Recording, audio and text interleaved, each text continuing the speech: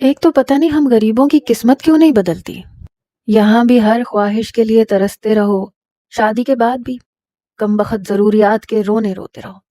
میں نے جب سے امی کے منہ سے یہ سنا تھا کہ میرے لیے ایک پرچون والے کا رشتہ آیا ہے، میں اپنے کمرے میں بیٹھی اپنا جی جلا رہی تھی. ہاتھ میں پکڑا ناول ایک طرف رکھا. پتہ نہیں یہ جہان سکندر جیسے لڑکے ہمارے پاکستان کی غریب گھرانوں کی لڑکیوں کے حصے میں کیوں نہیں آتے. میں نے بے دلی سے سوچا کہ امی کی آواز سنائی دی. صدف، جلدی سے کچن میں آؤ، وہ لوگ شام 5 بجے پہنچ جائیں گے. چائے کے ساتھ آلو کے کٹلس بنانے ہیں، اس کی تیاری ابھی سے کر کے رکھنی ہے. میں بے دلی سے اٹھ کر کچن میں گئی تھی. شام کے لیے کچھ چیزیں ریڈی کی، ساتھ ہی ساتھ اپنی قسمت کو بھی کوسنے لگی. اس سے پہلے آنے والا ایک رشتہ دھوبی کا تھا اور اب پرچون والے کا. یہ بڑے بڑے بزنس مین اور کمپنی والوں کو ہم جیسی خوبصورت اور عام سی لڑکیاں کیوں نظر نہیں آتی؟ کوئی سالار سکندر جیسا پڑوسی ہمارے گھر کے پاس کیوں نہیں رہتا؟ یہاں تو کمبخت بس ویلے ناکارا کبوتر باز چھت پر منڈلاتے نظر آتے ہیں. ہائے صدف، کاش کوئی ترکی سے کراچی کے اس پسماندہ علاقے میں غلطی سے آ جائے اور اس کی نظر مجھ پہ پڑ جائے اور میں اسے اچھی لگنے لگوں، بالکل حیا سلیمان کی طرح. اسے کون سے سرخاب کے پر لگے تھے، لیکن بہرحال ہمارے لیے تو دھوبی اور پرچون والے ہی رہ گئے ہیں. یہی سب سوچ کر میں اپنا جی جلاتے ہوئے کمرے میں آئی. وہی ایک کاٹن کا کڑھائی والا جوڑا نکالا جو ہر بار رشتہ دیکھنے آنے والوں کے لیے میں پہنتی تھی. اسے دوبارہ سے پانی لگا لگا کے اچھی طرح سے استری کیا اور پہن لیا. ہر بار کی طرح آنکھوں میں کاجل لگایا، لیکن میں نہیں چاہتی تھی کہ میری شادی اس پرچون والے سے ہو. اس لیے جب وہ لوگ مجھے دیکھنے آئے تو اس کی ماں کے سامنے بس چپ چاپ بیٹھ گئی. چائے کے لوازمات میری والدہ جب باہر لینے گئیں تو میں نے اپنی دونوں آنکھیں ٹیڑھی کر لیں. سامنے بیٹھی لڑکے کی ماں برابر بیٹھی عورت سے کہنے لگی، ارے دیکھو، مجھے تو لڑکی مہنگی لگ رہی ہے. جیسے ہی رشتہ کروانے والی خالہ نے میری طرف دیکھا، میں نے آنکھیں بالکل ٹھیک کر لیں. وہ کہنے لگی، نہیں نہیں، ایسی کوئی بات نہیں ہے. بہرحال جو شک میں نے اس عورت کی نظر میں ڈالنا تھا وہ میں ڈال چکی تھی. کچھ ہی دیر بعد وہ اٹھ کر چلی گئی. جو میں چاہتی تھی، رشتے سے صاف انکار ہو گیا. میں نے شکر کا کلمہ پڑھا اور اپنی دوست کو اپنی یہ رودات سنانے لگی. وہ یہ سن کے ہنس ہنس کے دوہری ہو گئی. میرے پڑوس میں ہی رہتی تھی. کہنے لگی، اگر تم چاہتی ہو نا تمہاری شادی کسی دھوبی اور پرچون والے سے نہ ہو تو بیٹا پھر خود ہی کوشش کرو. میں نے کہا، کیا کروں، ترکی چلی جاؤں؟ وہ کہنے لگی، نہیں، فیس بک پر ایک ایسے نوجوان سے دوستی کرو جو ترکی میں رہتا ہو، بالکل جہاں سکندر جیسا دکھتا ہو. میں نے کہا، فیس بک پہ دیکھنے والے کون سے کوئی سچے ہوتے ہیں؟ وہ کہنے لگی، ارے آج کل زیادہ تر لڑکے اپنی ہی تصویریں لگاتے ہیں، تم ٹرائی تو کر کے دیکھو. میں نے سوچا کہ کر لینے میں کوئی حرج بھی نہیں ہے. میں نے موبائل اٹھایا اور فیس بک پر ترکی کے نوجوانوں کو دیکھنے لگی. ایک سے ایک ہینڈسم خوبصورت نوجوان تھے. اب یہ سب لوگ جھوٹے تو نہیں ہو سکتے تھے. میں نے جا کر ان کی فیس بک پر ان کی لگی ہوئی تصاویر پر کمنٹس کرنے شروع کر دیے. ان میں سے ایک نوجوان کا مجھے میسج آیا. کافی ہینڈسم نوجوان تھا. اس نے میسیجز سے مجھ سے ہیلو ہائی کا میسج کیا تھا. میں نے بھی اسے جواب دینا شروع کر دیا. اسی طرح بات کا سلسلہ چل نکلا. باتوں باتوں میں مجھے پتا چل گیا تھا کہ اس کا تعلق ترکی سے ہی ہے اور یہ تصویر بھی اسی کی ہے. وہ کافی لفظ ترکش زبان کے بھی بول جاتا تھا. میں نے face book per I D پر جو اپنی تصویر لگائی تھی وہ ایک بے حد خوبصورت لڑکی کی تصویر لگائی تھی اور اس سے یہی کہا تھا کہ یہ میں ہی ہوں، لیکن ہوں پاکستان سے. ہماری باتوں کا سلسلہ اسی طرح آگے بڑھنے لگا. آہستہ آہستہ اس لڑکے کی فرمائشیں بڑھنے لگی. کہنے لگا، اپنی کوئی تصویر بھیجو. میں نے اسی لڑکی کی تصویر کو کچھ ایڈٹ کر کے بھیج دیا. وہ تصویر بھی میں نے سوشل میڈیا سے ہی حاصل کی تھی، لیکن اسے ایڈٹ کر کے اصل تصویر سے کافی حد تک بدل دیا تھا. لیکن ایک بار میری جان اس وقت نکلی جب اس نے کہا کہ وہ مجھ سے ویڈیو کال پر بات کرنا چاہتا ہے. میں نے کہا، نا بابا نا، ہمارے ہاں یہ سب کچھ نہیں ہوتا. کہنے لگا، میں تو تمہارے بارے میں بہت سنجیدہ ہو چکا ہوں، تم سے شادی تک کا سوچ چکا ہوں. یہ سن کر میں بڑی خوش ہوئی کہ ایک بار اگر وہ میری محبت میں سچ مچ مبتلا ہو گیا تو یقیناً میرے لیے پاکستان بھی آ جائے گا اور پھر تو میرے وارے نیارے ہو جائیں گے. کیونکہ میں نے سنا تھا کہ محبت اندھی ہوتی ہے، ایک بار کسی سے ہو جائے پھر اس کی شکل صورت کوئی اہمیت نہیں رکھتی. میں ایک عام شکل و صورت کی مالک لڑکی تھی، بہت زیادہ حسین نہیں تھی اور نہ ہی بہت زیادہ امیر تھی، لیکن ان دنوں میں ہواؤں میں اڑ رہی تھی، حسین خواب اپنی آنکھوں میں سجا رہی تھی۔ جب بھی میں جہان سکندر اور حیا سلیمان کا کوئی بھی سین پڑھتی تو اس لڑکے کا تصور باندھ لیتی۔ ہاں، یہ کہا جا سکتا ہے کہ میں ناول لور تھی۔ مجھے خوبصورت، ہینڈسم، سوٹڈ بوٹڈ قسم کے نوجوان بہت اچھے لگتے تھے، بالکل ناول کے ہیرو جیسے۔ لیکن برا ہو میری پھپھو کا، جن کا بیٹا اپنی نوکری کے چکر میں کراچی آیا۔ رہتا تو وہ راول پنڈی میں تھا، اور راول پنڈی کے ایسے پسماندہ علاقے میں جیسے ہم کراچی میں رہتے تھے۔ بس راول پنڈی کی جس کمپنی میں وہ نوکری کرتا تھا ویسی ہی کمپنی کراچی میں بھی تھی، اس لیے انہوں نے اسے کراچی بھیج دیا۔ سارا مسئلہ رہائش کا تھا جو میرے ابا نے منٹوں میں حل کر دیا کہ بھائی جب بھائی کا گھر ہے تو بھانجا ادھر ادھر کیوں رلتا پھرے۔ ہمارے گھر کے اوپر چھت ہے، وہاں ایک کمرہ بالکل خالی ہے، وہاں پر منیر کو سیٹ کر دیا جائے گا۔ جب میں نے یہ سنا تو میں نے برا سا منہ بنایا، اماں سے کہا بھی کہ بھلا یہ کوئی بات ہے، ہر بندے کی اپنی کوئی پرائیویسی ہوتی ہے، منہ اٹھا کے پھپھو اپنا بیٹا ہمارے گھر بھیج رہی ہے۔ میری ماں کہنے لگی تم تو چپ ہی رہو، جانتی ہو نا اپنے ابا کو، اپنی بہن پر، بہن کی اولاد پر کیسے نچھاور ہوئے جاتے ہیں۔ ایک تو جیسے اس کا نام منیر تھا، پرانے زمانے ٹائپ کا، ویسا ہی اس کا حلیہ بھی تھا، ایک دم پینڈو قسم کا، بھاری جسم کا مالک، اور شلوار قمیض بڑے شوق سے پہنتا تھا۔ شکل صورت بھی ایسی تھی، عام سی، اور کمپنی بھی کوئی بہت اعلیٰ قسم کی نہیں تھی، معمولی سی تھی، یقیناً تنخواہ بھی کوئی اچھی نہیں تھی۔ منیر کو دیکھ کے میں نے بس سلام کیا تھا، پھر امی نے بھی مجھے کہا کہ کوئی ضرورت نہیں ہے اس کے ساتھ ٹھٹھے لگانے کی یا فری ہونے کی۔ میں نے کہا شکل دیکھی آپ نے اس کی، مجھے کیا ضرورت پڑی ہے اس کے ساتھ بات بھی کروں، مذاق اور ٹھٹھے لگانا تو بہت دور کی بات ہے۔ امی کہتی کہ میں تو چاہتی ہوں جلد از جلد تمہارا کہیں رشتہ طے ہو جائے کیونکہ تمہاری پھپھو کی نظر تم پہ ہے۔ میں نے کہا اماں میں مر کے بھی کبھی اس منیر کے بچے سے شادی نہیں کروں گی، نام دیکھا ہے اس کا، ایسے لگتا ہے 10 بچوں کا باپ ہو، یہ بھی کوئی نام ہے؟ ارے نام ہوتا ہے جہان سکندر، سالار، عمر حیات، عمر جہانگیر، فارس، زارون۔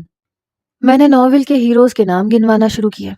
میری والدہ حیرت سے مجھے تکے جا رہی تھی، کہنے لگی کمبخت اتنے لڑکوں کے نام تجھے کیسے پتا؟ میں نے کہا تھوڑا سا کچن سے باہر نکل کے نا کبھی کچھ پڑھ بھی لیا کریں تاکہ آپ کو بھی پتا چلے کیسے کیسے نوجوان ماؤں نے پیدا کیے ہیں۔ میری ماں سمجھ گئی، ایک زوردار تھپڑ میری کمر پہ مارا، کہنے لگی کمبخت ایسے بچے ماں نہیں پیدا کرتی، یہ لکھنے والی کے اپنے خیالات کی دنیا کا کوئی نمونہ ہوتا ہے جسے بنا کے لکھ دیتے ہیں، اور تم جیسی بے وقوف لڑکی ان کے پیچھے پاگل ہو جاتی ہے۔ ارے ہم جیسی مائیں ایسے ہی بچے پیدا کرتی ہیں جن کا ناک موٹا ہوتا ہے، رنگ پکا ہوتا ہے اور شکل بھی کوئی خاص نہیں ہوتی۔ کمبخت کسی انسان کے بچے کا حلیہ بتا، کبھی تو نے دیکھا ہے ایسے لوگوں کو؟ میں نے کہا ہاں نا اماں، خوابوں میں روز دیکھتی ہوں۔ اماں مجھے ڈانٹ دیتی تھی۔ یوں تو اس لڑکے میں کوئی بھی خاص خوبی نہیں تھی، لیکن اکڑ اس میں ایسی تھی جیسے پتہ نہیں کہاں کا شہزادہ گلفام ہو۔ خیر آج کل ناول کے علاوہ میرے دماغ پر ایمر بھی چھایا ہوا تھا۔ اس ترکی لڑکے کا نام ایمر تھا۔ صبح کا ناشتہ بھی موصوف نے ہمارے گھر پہ ہی کرنا تھا، اس لیے میں نے ناشتہ تیار کر کے ٹیبل پر رکھ دیا۔ ناشتہ دیکھ کے کہنے لگا میں اتنا ہیوی ناشتہ نہیں کرتا، ماموں بس میرے لیے بریڈ جیم منگوا دیا کرے۔ میں نے سوچا نخرے تو یوں دکھا رہا ہے جیسے کسی کمپنی میں آفیسر لگا ہو، اور میرے والد تو اپنے بھانجے پہ دل و جان سے فدا تھے۔ اگلے ہی روز جیم اور بریڈ بھی لے آئے۔ میں رات کو ایمر سے بات کرنے لگی تھی۔ ایک بار میں نے اسے کہا کہ وہ مجھے اپنے کمرے کی پک بھیجے۔ اس کے شاندار کمرے کی تصویر دیکھ کر تو میں اپنی آنکھیں جھپکنا بھول گئی۔ ایک بار اس نے اپنے گھر کے باہر بنے لان کی تصویر بھیجی، پھر ترکی کی مختلف جگہوں کی تصاویر بھیجنے لگا۔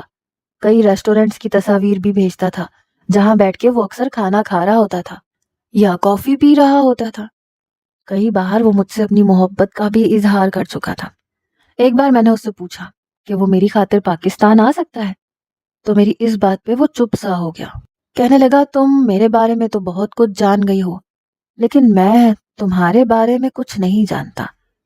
میں نہیں چاہتی تھی کہ اسے یہ لگے کہ میں بہت غریب قسم کی لڑکی ہوں، اس لیے میں ایک بار اپنے ابا کے ساتھ अपनी एक अमीर दोस्त के घर चली गई।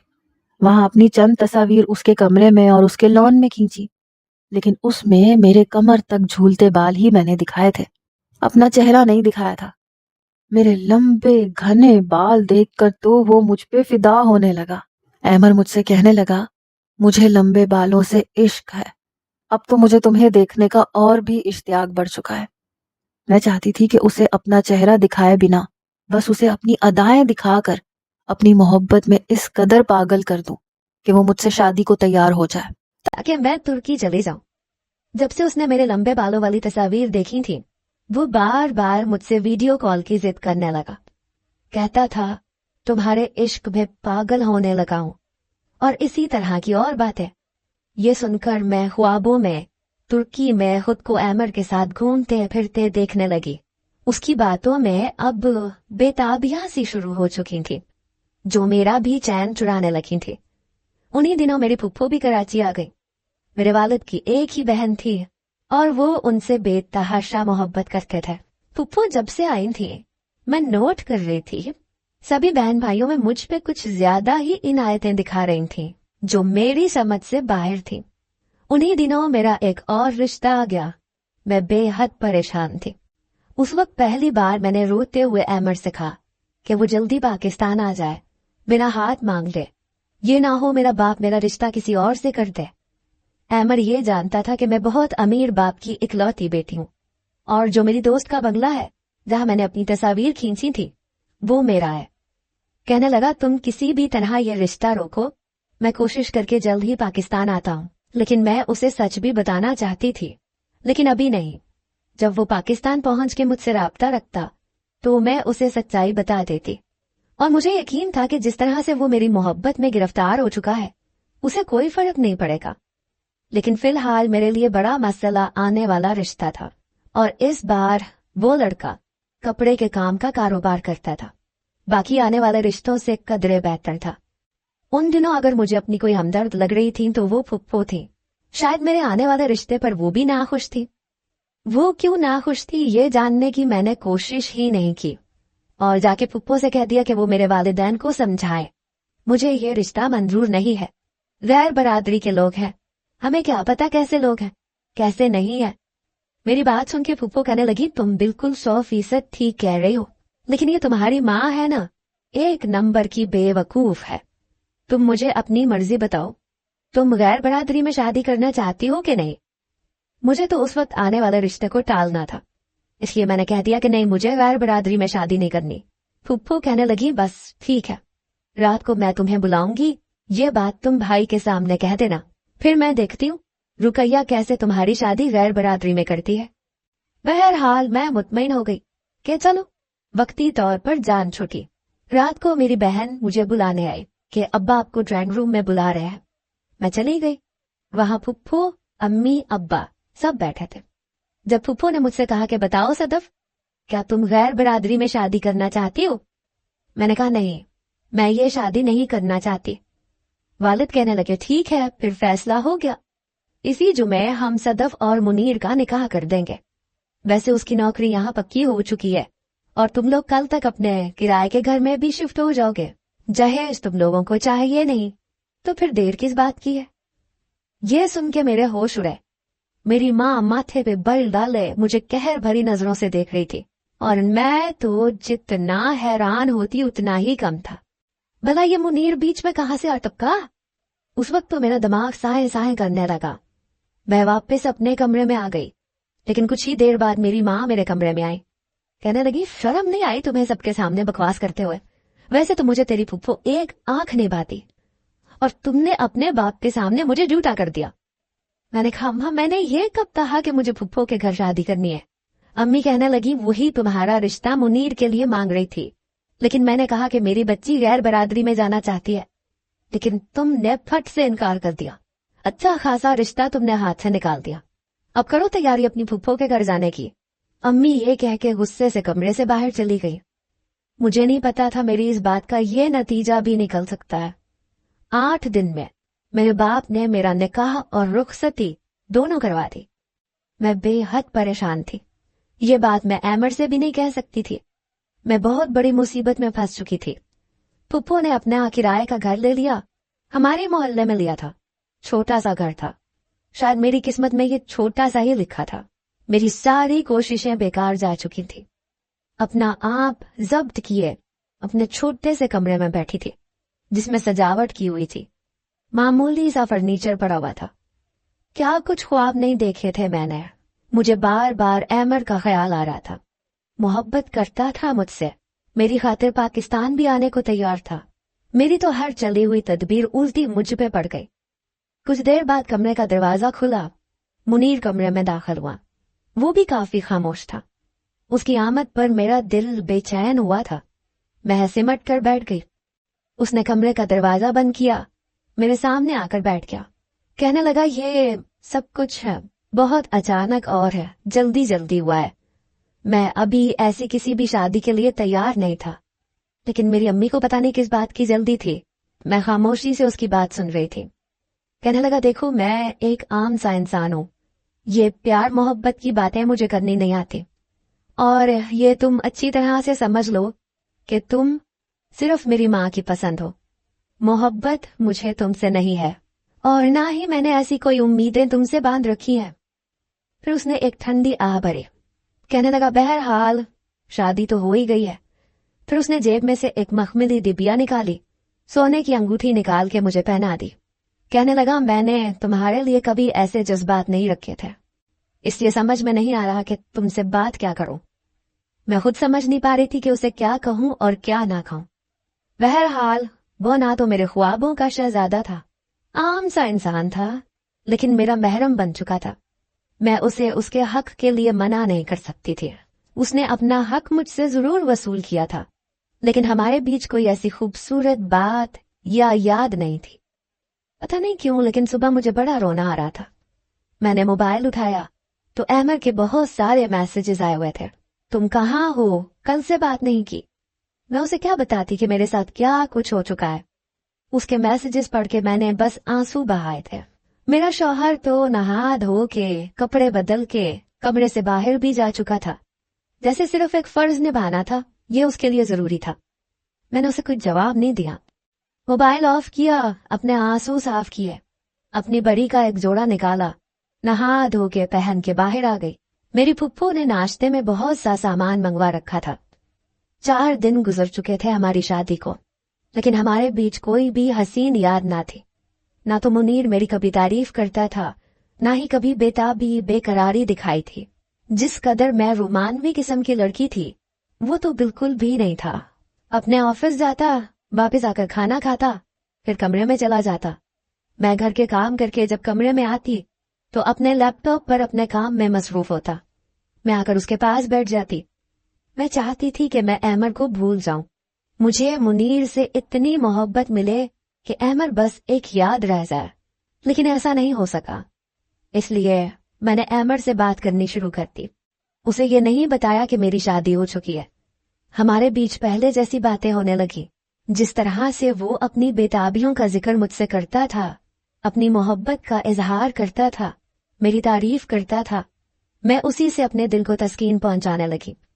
ایسی باتیں عورت کے لیے ہمیشہ گناہ کا راستہ ہی دکھاتی ہیں، لیکن جب شوہر سے یہ سب کچھ نہ ملے تو اکثر عورتیں اسی چیز کی خواہش میں گناہ، ثواب سب کچھ بھول جاتی ہیں۔ 24 گھنٹے میں سے میں بس وہ 1 گھنٹہ زندگی جیتی تھی جو میری احمد کے ساتھ میسیجز پر گفتگو میں گزرتا تھا۔ ایک بار تو میرے ہوش اڑ گئے جب اس نے کہا کہ وہ پاکستان واپس آ گیا ہے۔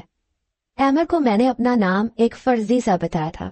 کہنے لگا انابیہ میں صرف تمہارے لیے آیا ہوں اور اس بار تم سے ملنا چاہتا ہوں۔ یہ سن کر میں بہت روئی تھی۔ پہلے تو جی چاہا کہ اسے سچ بتا دوں، لیکن پھر سوچا کہ میری زندگی کی واحد خوشی ہے جو مجھ سے چھن جائے گی۔ منیر کو تو مجھ سے کوئی غرض ہی نہیں تھا، بس اپنے آپ میں رہتا تھا۔ میں نے اسے کہا کہ ہمارے گھر کا ماحول ایسا نہیں ہے امر کہ میں تم سے ملنے آ سکوں۔ کہنے لگا تمہیں دیکھنے کے لیے پاگل ہو رہا ہوں، بس میں کچھ نہیں جانتا۔ اس نے مجھے اپنے ہوٹل کا نام بتایا جہاں وہ رکا ہوا تھا۔ کہہ رہا تھا کہ اس کے نیچے ایک بہت بڑا ریسٹورینٹ بھی ہے، تم وہاں آ جانا۔ حالانکہ پھپھو کے گھر میں مجھے زیادہ کوئی روک ٹوک نہ تھی، میں اکثر اپنی دوستوں کے گھر چلی بھی جاتی تھی، پھپھو نے کبھی نہیں ٹوکا تھا، لیکن میرا ضمیر اس بات کی مجھے اجازت نہیں دے رہا تھا शायद मेरा ज़मीर मुझे इस काम से रोक रहा था, लेकिन मैं मोहब्बत के हाथों अपने आप को बेबस और मजबूर समझ रही थी। कभी कभी सोचती थी, अगर मुनीर मुझसे ऐसे ही वालिहाना मोहब्बत का इजहार करता तो शायद कभी भी मैं ये कदम उठाने के बारे में ना सोचती।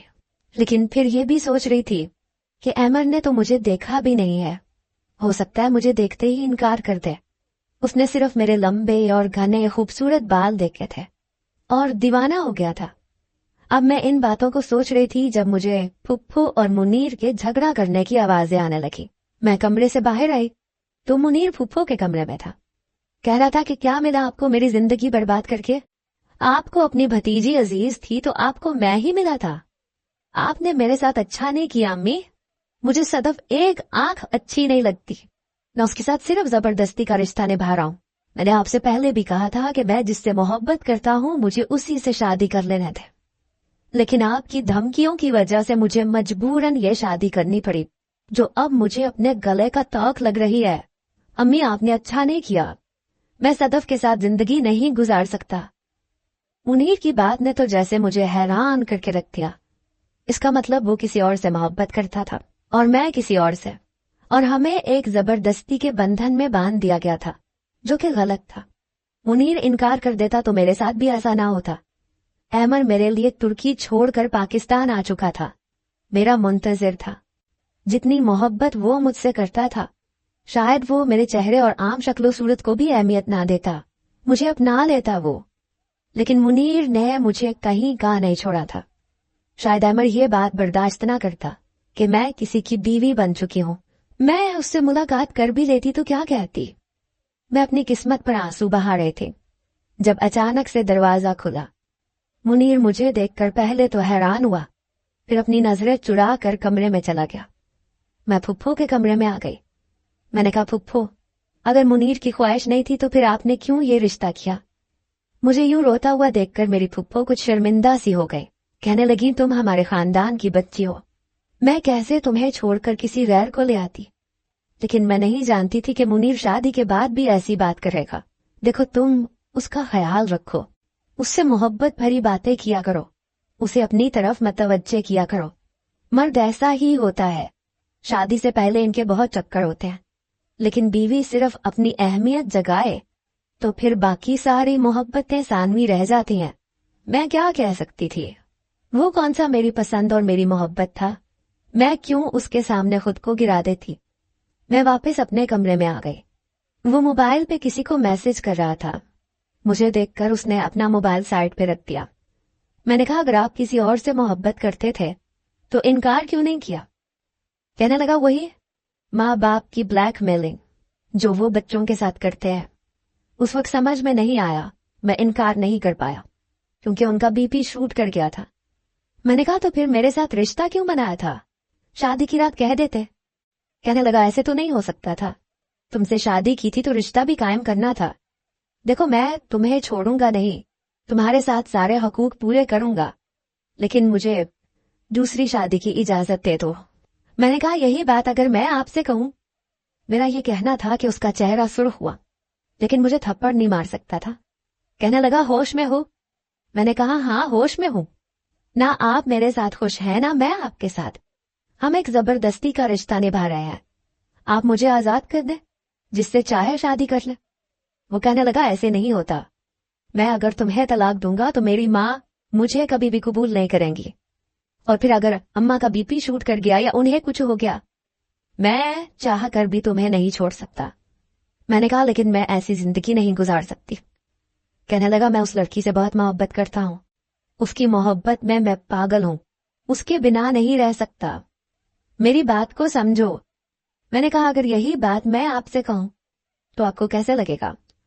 उसकी आंखों में फिर से गुस्सा उतरने लगा। कहने लगा, देखो, मैं ये सब बर्दाश्त नहीं कर सकता, कोई भी मर्द बर्दाश्त नहीं कर सकता। मैंने कहा, हाँ, लेकिन ये सच है, मैं भी आपसे मोहब्बत नहीं करती, मैं किसी और से मोहब्बत करती हूँ। अगर फूफो रिश्ता ना मांगती, मेरे अब्बा हाँ ना करते, तो यकीनन वो लड़का मेरे लिए रिश्ता जरूर लेकर आता।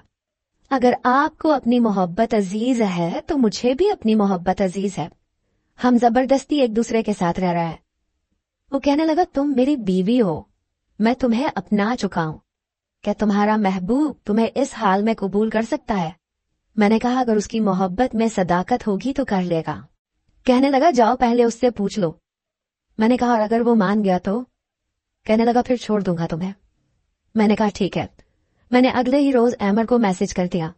उसने मुझसे कहा कि मैं फलां रेस्टोरेंट के टेबल नंबर 7 पे जाके बैठ जाऊं, वो मेरे लिए रिजर्व करवा के रखेगा। मैंने कहा ठीक है।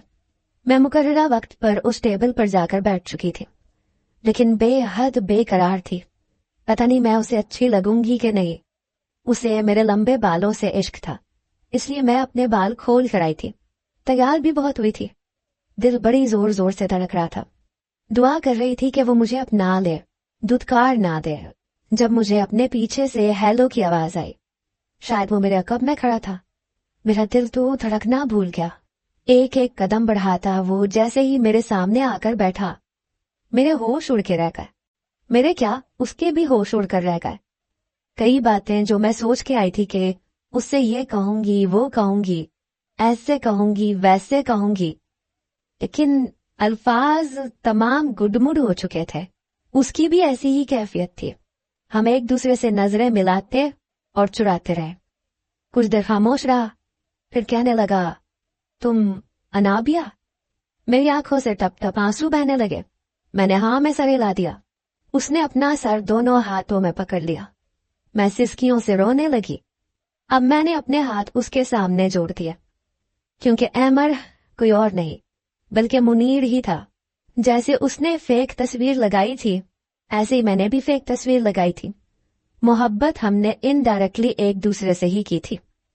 कहने लगा जो कुछ हो चुका उसे भूल जाओ, हम जिंदगी को नए तरीके से शुरू करते हैं। जितनी गलती मेरी थी उतनी तो तुम्हारी भी थी, इसलिए इन गलतियों को दोहराने के बजाय हम अपनी जिंदगी को आगे बढ़ाते हैं, जिसमें मोहब्बत और सब कुछ जायज तरीके से होगा। मैं अब भी नॉवेल पढ़ती हूँ, लेकिन तसव्वुर में किसी भी हीरो को अपना क्रश नहीं बनाती, क्योंकि सारा मसला वहीं से शुरू होता है।